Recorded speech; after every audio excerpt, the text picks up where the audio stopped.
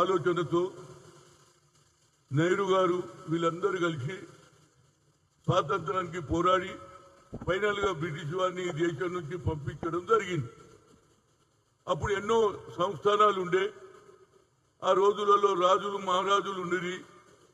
కానీ ఒక తెలంగాణలోనే నిజాం సర్కార్ నేను ఒప్పుకోను, నేను ఒక సెపరేట్ దేశం కావాలని ఆలోచన చేసి ఆనాడు ఎవరు జెండా కూడా ఎగరనీయకుండా ప్రయత్నం చేస్తే ఆ రోజులలో ఎవరైతే 1948లో జెండా ఎగరేస్తే వాళ్ళను కూడా రజాకాలు చంపేయడం జరిగింది. దాని గురించి నేను తుంగతుర్తిలో వల్లాల గ్రామంలో వాళ్ళ స్తూపం కూడా కట్టియడం జరిగింది. ఇప్పుడు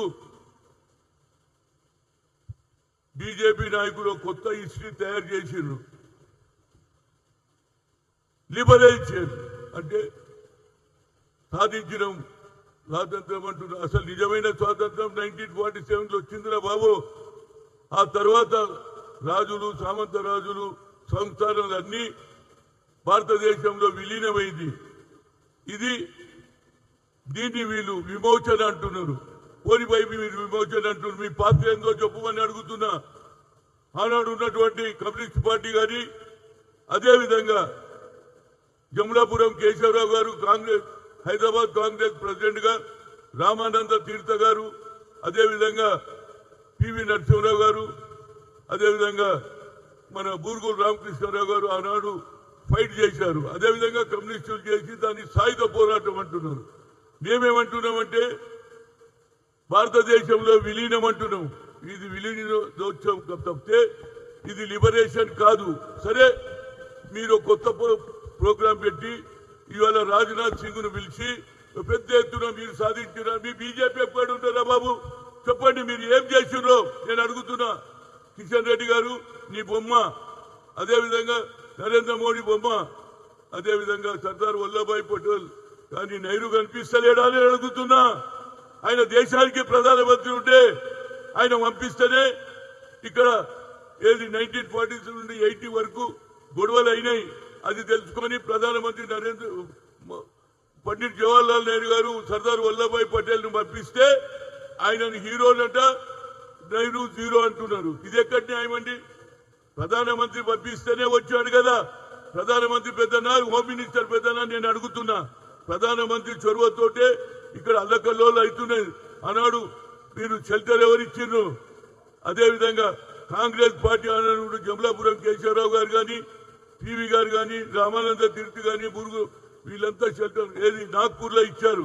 అదేవిధంగా కమ్యూనిస్ట్ పార్టీ ఏది మచిలీపట్నం, విజయవాడలో చేశారు. మీరు ఏడా షెల్టర్ ఇచ్చిరో చెప్పండి. మీ పాత్ర ఏందో?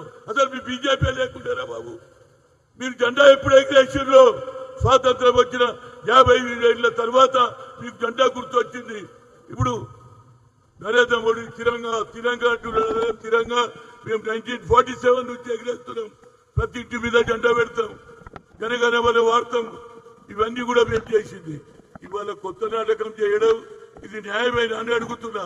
పండిట్ జవహర్లాల్ ను పక్కకు పెట్టడం మీ ఉద్దేశం ఏంది? స్వాతంత్రం పోరాడలే నేను ఎన్నిసార్లు జైలుకు పోలే, కోట్ల రూపాయలు దేశాన్ని గురించి ఖర్చు చేసిన సంపన్న కుటుంబం అది. ఇవాళ కొత్త నాటకాలు ఆడుతున్నారు. ఇది తెలవడానికి ఇది విలీనం చేయడం. సామంత రాజులందరూ కూడా భారతదేశంలో విలీనమైండు. అదేవిధంగా ఎవరు మన ఏదైతే నిజాం కూడా ఇలా విలీనమైండు తప్పితే దాన్ని ఒక ఆసరా తీసుకొని నెహ్రూను కించపరచడానికి ప్రయత్నం చేస్తున్నారు. అదేవిధంగా ఇవాళ అంటున్నారు నరేంద్ర మోడీ ఏదైతే ఆయన పోయిండు కదా, ఎక్కడ మణిపూర్ పోయిండు. 2 ఏళ్ల తర్వాత ఆయన గుర్తు వచ్చింది. 2 ఏళ్ల దానిక ఏం కలవలే, అల్ల కల్లోలమైంది. కొన్ని వందల మంది చనిపోతే ఇవాళ పోయి అన్ని కొత్త మాటలు చెప్తున్నాడు. ఏంటంటే పాక్ ఉగ్రవాదులకు కాంగ్రెస్ దండు. మేమెందుకు ఉగ్రవాదులు బాబు?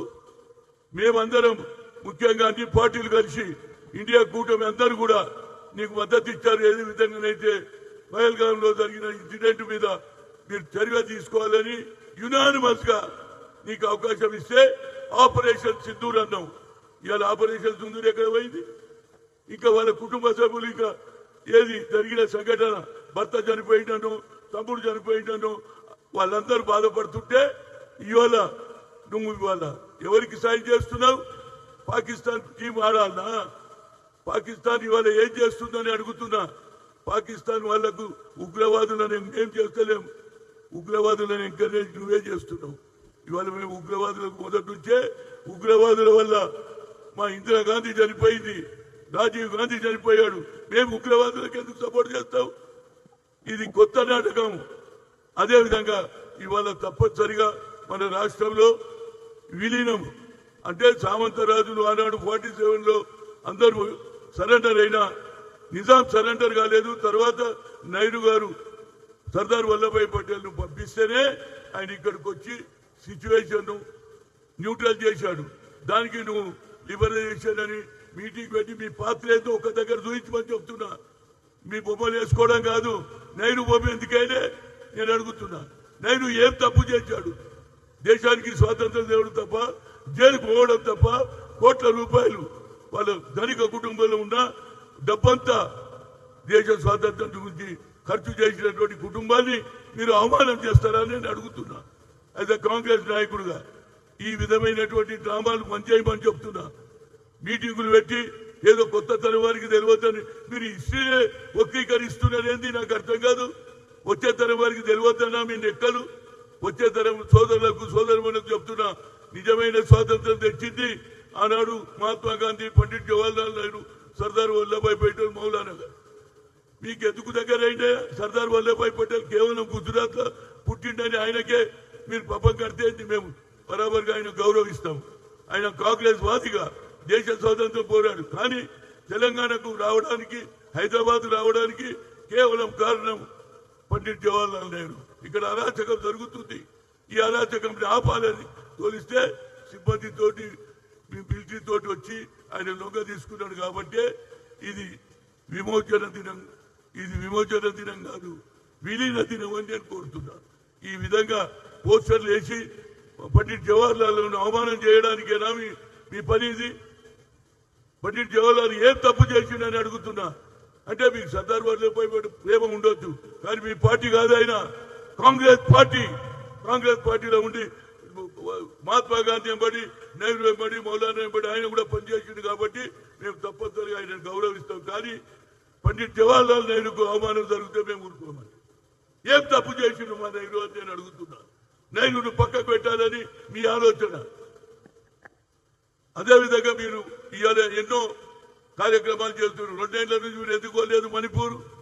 ఆడ ఎంతో మంది చచ్చిపోయినప్పుడు కనిపించలేదా? ఇవాళ ఉగ్రవాదులను మేము ఎంకరేజ్ చేస్తున్నాం. ఇవాళ ఈ పాకిస్తాన్ మ్యాచ్ ఆడకుంటే ఏమవుతుంటే వాళ్ళు మమ్మల్ని చంపుతారు. వాళ్ళు ఇంకా కూడా వాళ్ళ ఆలోచనలో మార్పు రాలేదు. మేము ఉగ్రవాదం తగ్గిస్తాం, భారతదేశం మా మిత్రులు, మా అన్నదమ్ములు అని అన్న రోజు నువ్వు మ్యాచ్ ఆడిపియాలి. అంతేగాని నువ్వు మ్యాచ్లు పెట్టి మీ డబ్బుల గురించి మీ ఆలోచన ఇంకా మీద మాకంటే ఎక్కువ ఉగ్రవాదులను ఎంకరేజ్ చేసేది ఇవాళ ఎవరు? మీరే.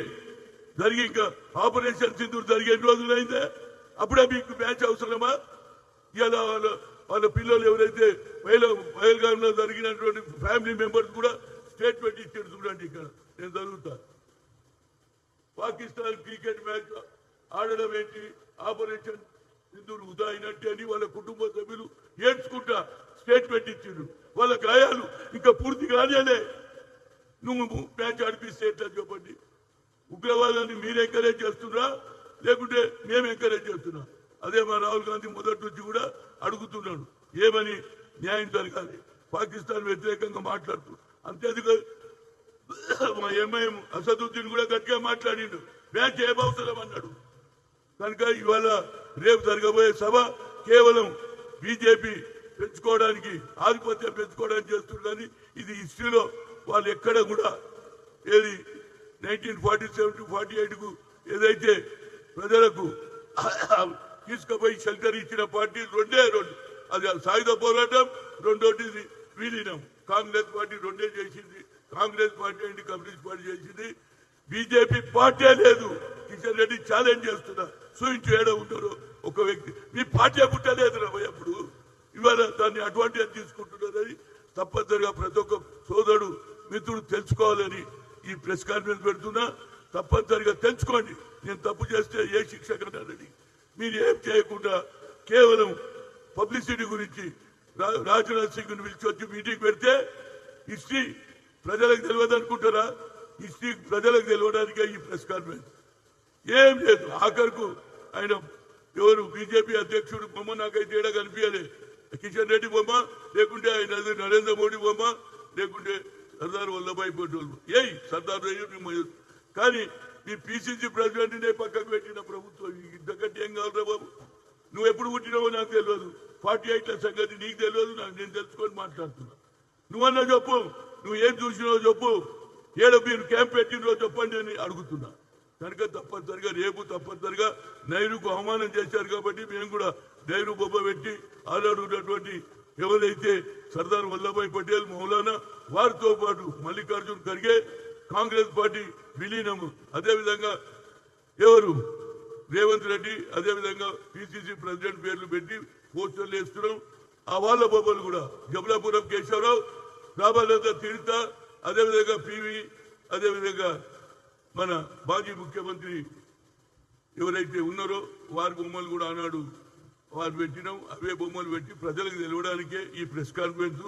మీడియా మిత్రులకు వాస్తవాలు చెప్తున్నా. ఏదైనా తప్పు చేస్తే నేను తప్పనిసరిగా తప్పును ఒప్పుకుంటా, కానీ వాళ్ళు తప్పు చేస్తున్నారు కాబట్టి ఈ ప్రెస్ కాన్ఫరెన్స్ పెట్టాను.